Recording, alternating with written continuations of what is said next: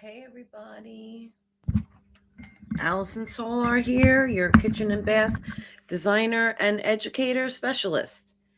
So today I wanted to come on and talk to you guys about a few things that I have discovered or found out about, things I think that you guys should know. So I've been talking about the pressure balance valve being replaced in my bathroom, and I had to replace it, and I took out the parts and everything. And I thought, oh, I have this pressure balance valve in my hand. Let me show it to everybody, because certainly I don't think that designers really see all these things. We don't get to really take them out and poke around and, really find out what they're all about. We just kind of like order it and have it put in the wall. We don't really ever touch it, honestly. And then I was at a seminar the other day through the National Kitchen and Bath Association, Long Island Metro chapter. We had a wonderful meeting here about lighting. And I learned about the International Dark Sky Association. And I had no idea that any of this was out. There was really just so much to know about so many things. There's so much information out there. And I didn't really know about this because we just can't know everything. But I learned. I figured, you know what? Let me come on and tell my audience what it's all about, because I thought it was fabulous. So, without further ado, let's look at this pressure balance valve. Now, this is a 30 some odd year valve from Kohler that they've since changed the design of this pressure balance valve, the right temp pressure balance valve, only because before it was two pieces and now it's one piece, but for the most part, it's exactly the same as it's been. So I was able to get a replacement from Kohler for this valve that I have 30 some odd years. If I wanted to change the trim, I could change the trim. I mean, in that regard, Kohler is really a great product. I really can't answer for Delta. I'm sure Delta is the same type of thing. These common companies that have been around for decades and decades. How old is Kohler? Like LK is 100 years or something like that. So I've got these two units. I threw them in the garbage and I took them out. And keep in mind that I replaced this valve myself. I didn't hire a plumber. I watched the video and I did it myself. I got the parts and I did it myself. So this is actually, and then, I watched the videos and was kind of hard to see how small this really is. I mean, it fits in the palm of my hand, right? It's small. I mean, let's get the tape measure, because I always have a tape measure and a calculator. Calculator, a calculator and a tape measure, calculator. Always within arm's reach of my desk. So let's measure this little thing. And this is the pressure balance. This is the pressure balance, okay? I said I'm having trouble with the water temperature. They sent me just this piece. And this is one part of the pressure balance valve. And this is 2 inches by 1.75 inches. 2 inches across, and from here to here, 1.75 inches. So it's really kind of small. And it has these little round circles, and I put the gasket. There's a new O-ring in there, right? Just a simple O-ring. Now watch, I can't get it out, right? No, I got it out. And a little O-ring goes in there, and you have the metal bracket, and this part goes in first. You pop it in first, and then this is what's showing, okay? So this is what you see when you're looking at the valve behind the wall. And it says on this little valve, this replacement valve from Kohler, so you know that it's a genuine Kohler part, it says it Kohler on it. It says Kohler, right? And it also shows me the cold side. So this is cold. Okay, so this little thing goes in the wall, right? You got the little housing, you put it all in. I took this out, I put it in, and then the other part that goes with it is this valve. And I thought this was the pressure balance valve. But this is just the mixer, and it would affect it if something dripped. If something was dripping, it would be this cartridge here. And this is just a whole entire unit, okay? You can't take anything apart here. It's one whole solid plastic piece. And this is the pressure balance cartridge that you would need to replace if it was dripping, but it wasn't dripping, it was the temperature. So it's this little part right here. How cool is that, that it's just this little piece, right? So you take this little piece, you put that in the wall, and you see how that has little circles on it, right? Like that. And those circles fit into those circles, and it becomes like one whole piece. Nowadays, when you have this Kohler piece, it's no longer two pieces. The thing is, it's all one cartridge. It's one piece. You put it in there as one unit, and if you need to replace it, the whole thing needs to be replaced, and it would look like one piece like that.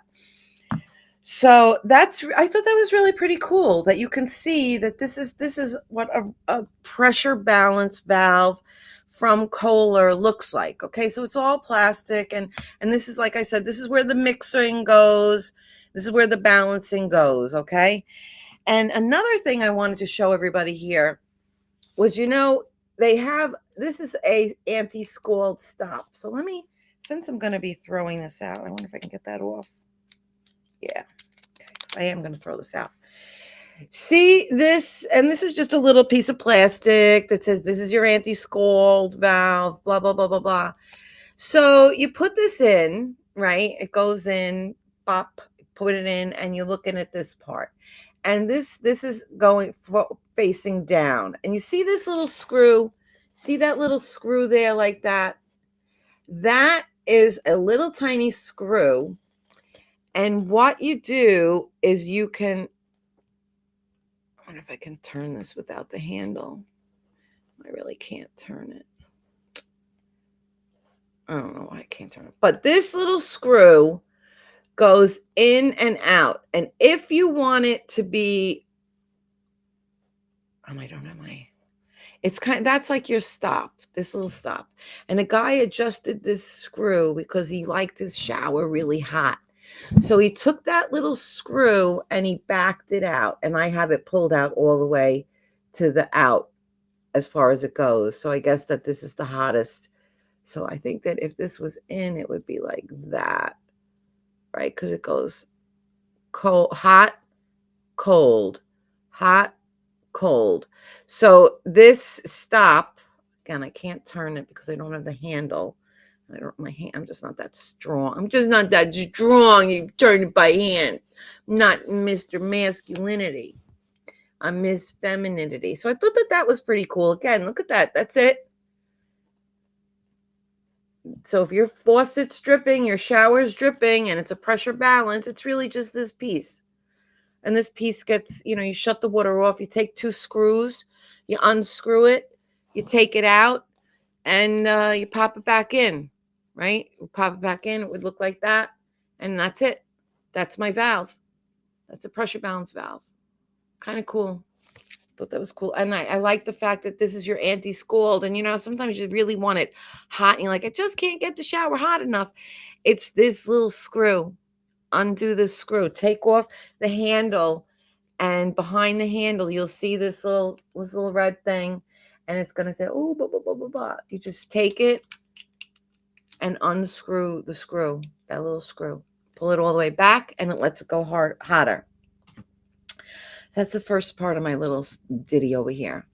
My next part is I went to the National Kitchen and Bath Association meeting, and it was a great meeting because it was about lighting, and I think that we all need to learn about lighting. One of the things that we talked about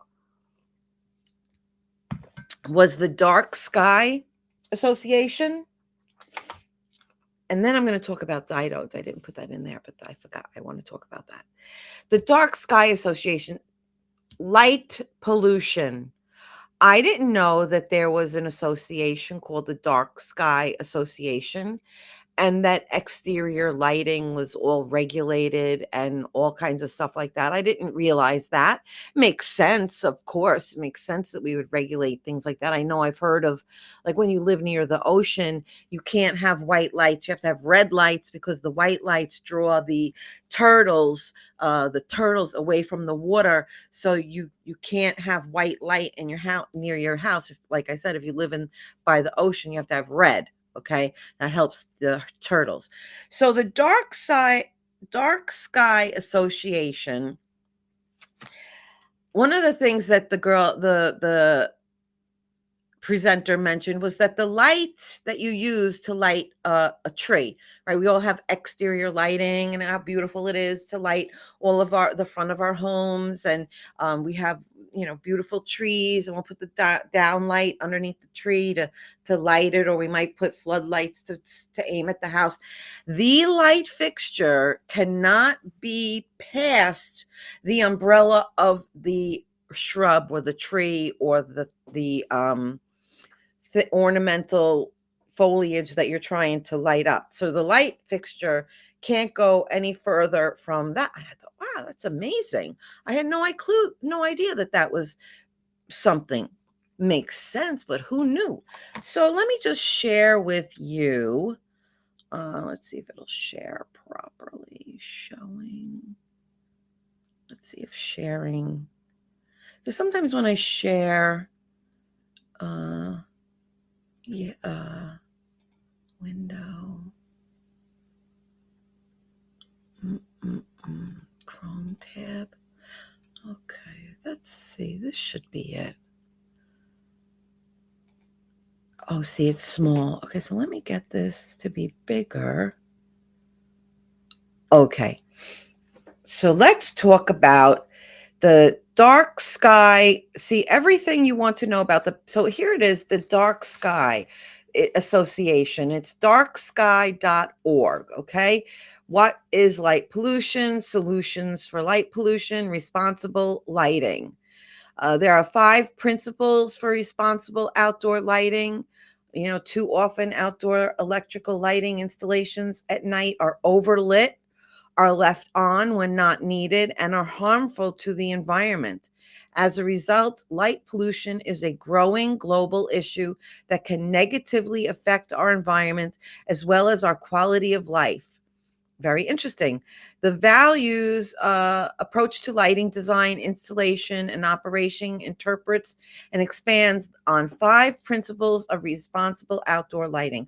What are those 5 principles of outdoor lighting? Let me see. What is solutions? Responsible outdoor lighting basics. You can find everything you wanted to know about outdoor lighting. Now there are Dark Sky approved light fixtures. Dark Sky maintains a searchable database of lighting products certified to minimize glare. So we're talking about glare, reduce light trespasses, so light not shining further than it needs to, and help protect the night sky. And you can search for products that say Dark Sky approved logo on outdoor lighting fixtures. And then you have lighting ordinances about your town. Who knew about that? No outdoor lighting in your area? Learn how to advocate for one. And I think that this is really important because, we can't even see the stars half the time where we live. And lighting for policymakers, model lighting laws, assess your home's lighting. One of the first things you can do to help reduce light pollution and light trespasses is inspecting the outdoor lighting at your home to make sure it's being used responsibly. I don't have any light fixtures in my home. I only have a porch light. I don't have any outdoor lighting of any sort, although I think it would be really nice. Bad street lights. Dark Sky guidance for electronic messaging centers. Responsible outdoor lighting. Let's see, 5 principles. What are the 5 principles? Let's look at the 5 principles of Dark Sky lighting. Useful. Use light only if it is needed. All light should have a clear purpose. Consider how to use the use of light will impact the area, including wildlife and other habitat and their habitats. Very important, especially if you live in the rural areas and not near a city. Targeted lighting, direct light so it falls only where it is needed. Use shielding and careful aiming to target the direction of the light beam so that it points downward and does not spill beyond where it is needed. Very interesting that it goes downward. Low level. Light should be no brighter than necessary. Use the lowest light level required. Very important, I think that is.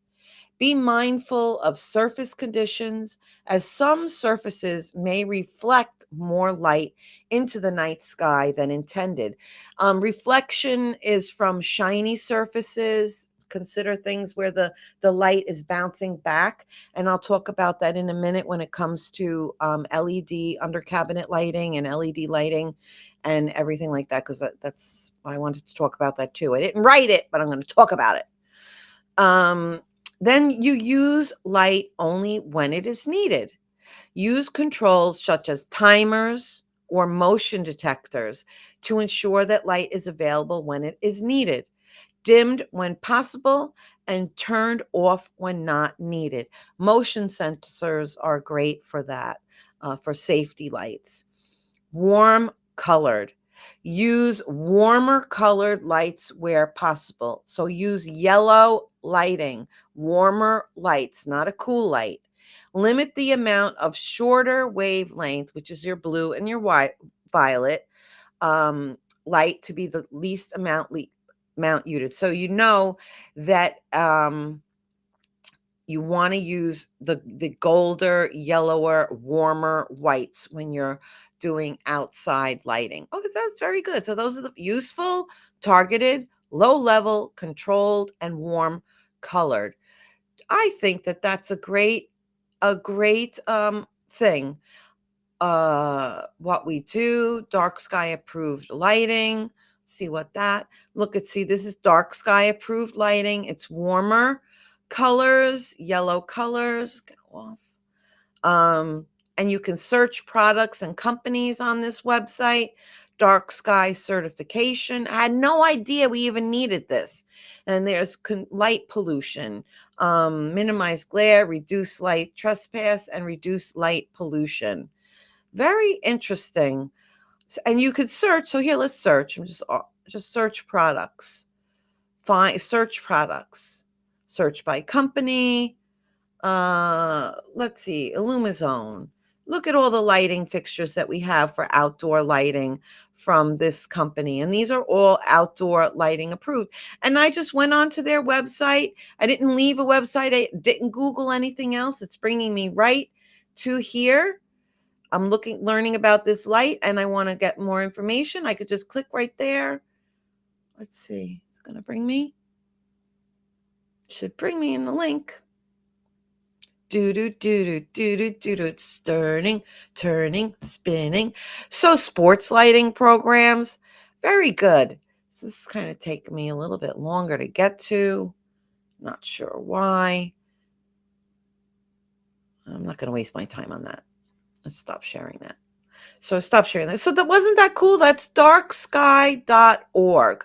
Dark sky, so lighting approved. So very important, especially, as interior designers, we don't get just involved in the interior. I've done exterior. I've done homes. I've done things. I mean, if you're a designer and you can specify lighting, you could specify lighting outdoors, and you can certainly go on to this website, and it's still spinning. So perhaps that link didn't work. I still have a name I can Google and look at. So I thought that was really interesting, dark sky lighting. So my pressure balance valve, we talked about that. What did I do? Throw it away already? No. Pressure balance valve. And this is actually the pressure balance. Check that out. Right? Check it out. And this is the actually for dripping, all becomes one whole thing. Let's put that together. Look at that. That's a pressure balance valve. Ooh, who knew? So, and then dark sky lighting. And the other thing I wanted to talk about was the glare. and LED lighting.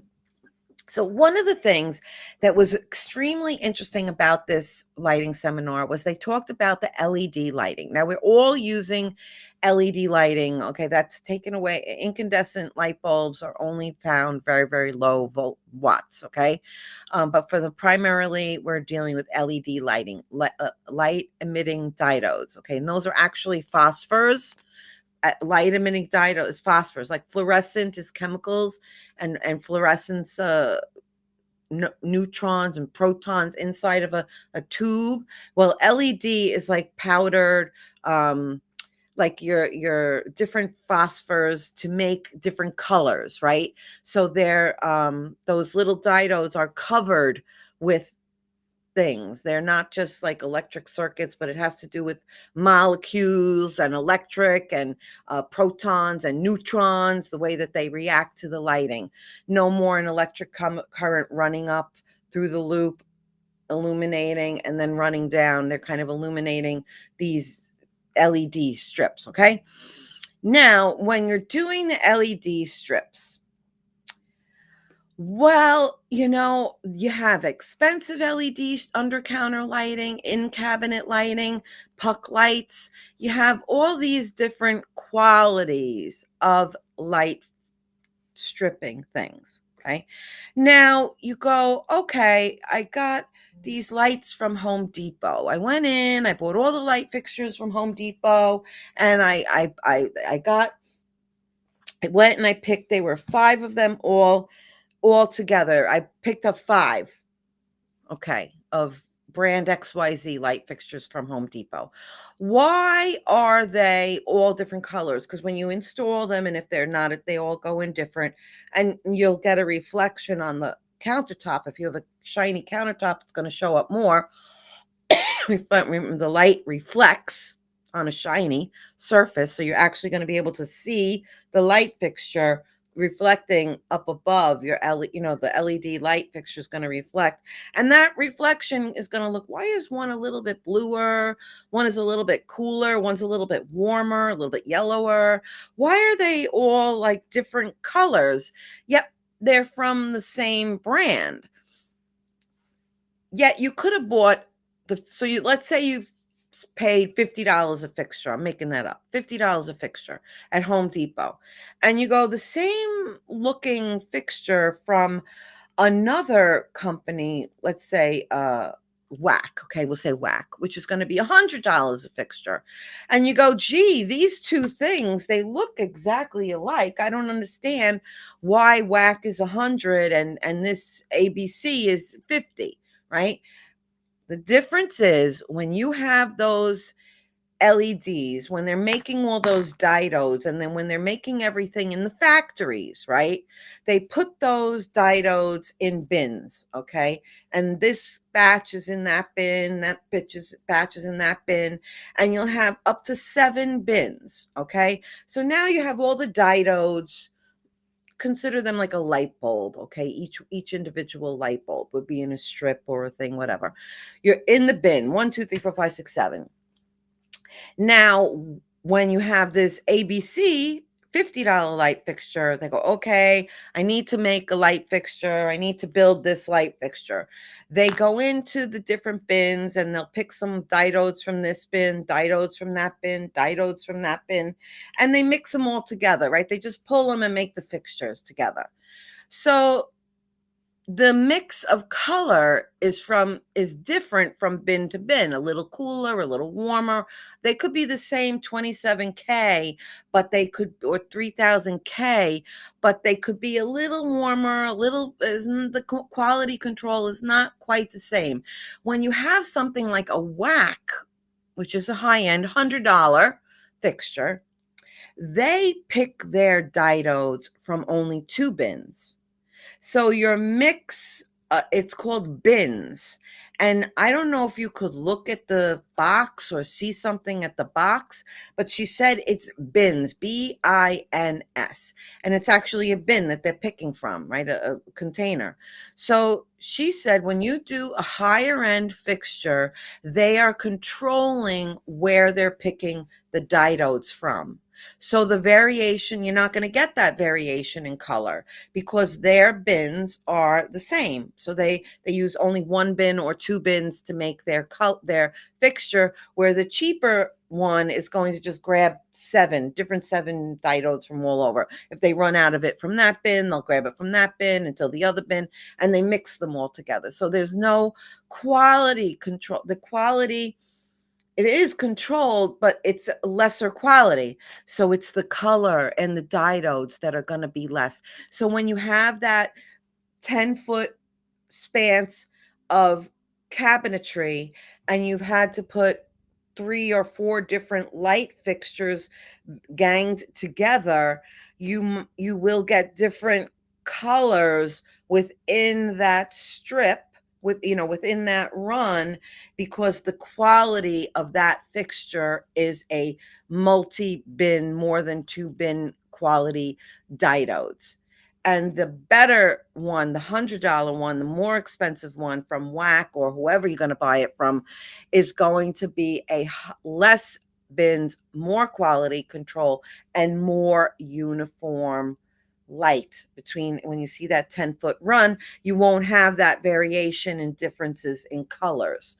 Okay, it's like anything else. How do you know the color is different? If you put it right next to each other. If one is over here and one is over there, you're not going to really see that there's that much of a color difference. But if you're ganging them together, and if they're right near each other or in close proximity, you're going to find that there's a variation in color, and that's because of the bins of when they assemble the fixture itself.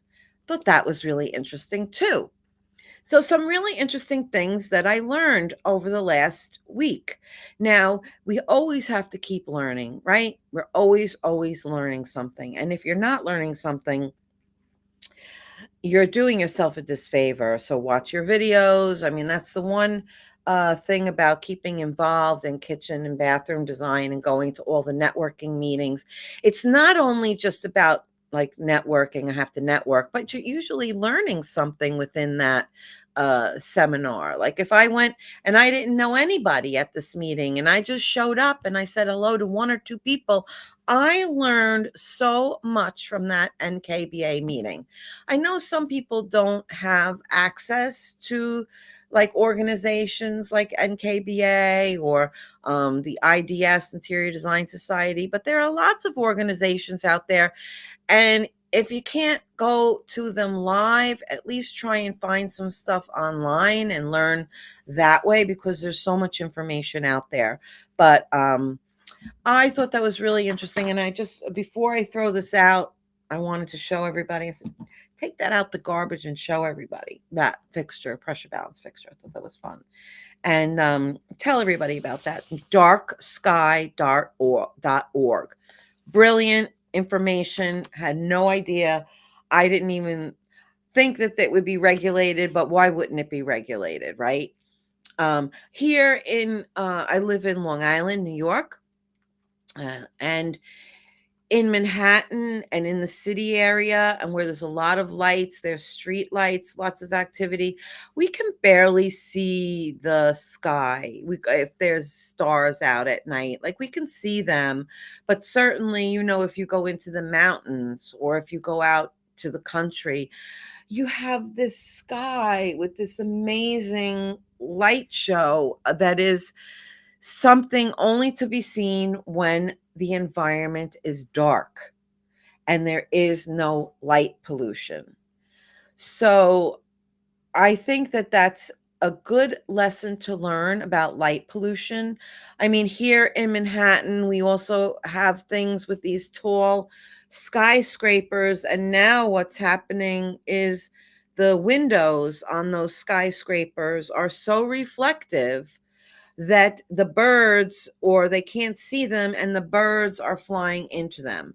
I don't know if you all remember the white owl falco, the Falco. I don't know. We had a white owl, very rare white owl, escape from the zoo, Central Park Zoo, it might have been Central Park Zoo, and was roaming free in New York. And it was like, oh, the owl, keep track of the owl. Well, the owl lived for a long time, wasn't going back to the zoo.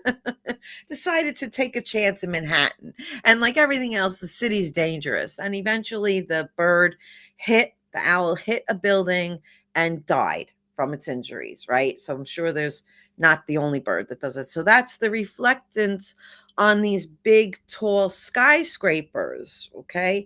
So sometimes we have all these innovations and we go, oh, this is great, great, great, great, great. And then we go, oops, there's a downfall to them. Oops, it's too shiny, the birds fly into it. Oops, too light, the turtles are coming up to us because we have white lights. We need to change it to red. Very interesting how man has to be always conscious of our environment and Mother Nature and different species. It's not just all about human beings, people. We're actually very, very, very humans. That's another one. Right, it's another webinar we could have all about the human species. It's another species. So responsible outdoor lighting, pressure balance valve. Look at all this plastic, and this is the valve where the water changes hot and cold. Okay, this little tiny little thing, and light pollution and reflectance on your countertops, shiny countertops. You're going to reflect your light fixture up there. And responsible lighting, blah, blah, blah. And the other thing is, I still have going on the webinars in the Kitchen and Bath Design Academy. We've got the winter session is here. Our next webinar is going to be on the kitchen and bathroom design processes, how to start a project, the questions we ask, what do we do, what do we put to paper, how do we present it to the client, what the heck are we doing if we want to take on a kitchen project and a bathroom project, right? How do we get it from, yes, I'll take your project, to here's your first design concept, okay? So that's going to be after Thanksgiving on December 4th. So, and then we have courses, I think the next course is on cabinet construction standards. And then I have surfaces and, because what do we have in December? Oh my God, is it almost time? No, thank goodness. We're on the 22nd. Next week is Thanksgiving. The following 18th is design processes. We have on the 4th. 11th is cabinet construction standards. The 18th is fixtures, surfaces, and appliances. Going to teach you all about the different materials. And then the 8th, January 8th, is about the final documentation, how to put a project together. How do you put it together? What do you give to your client? What does your client need to sign? Okay. What do they need to, how do you present your project to get the money? Now we're going to start, before we did all our concept and everything. Now we're going to sell the job. We finalized it.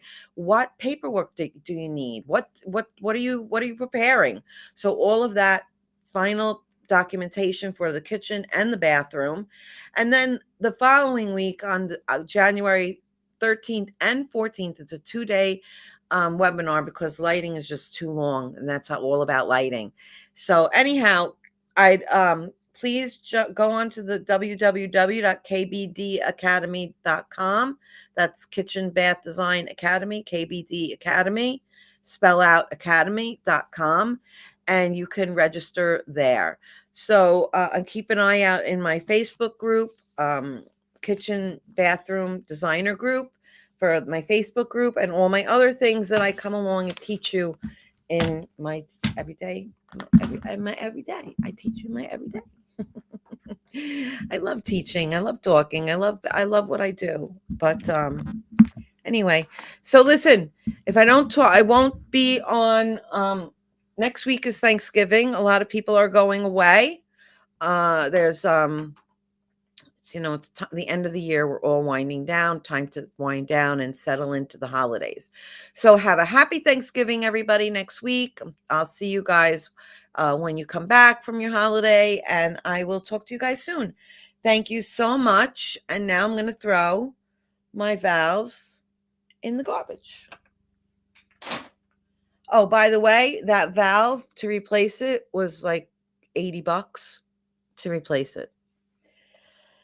And like I said, if I wanted to get all new trim from Kohler, I could easily just get all new trim and put it on top of my valves. But I don't want to change my trim. My trim is nice and not bad.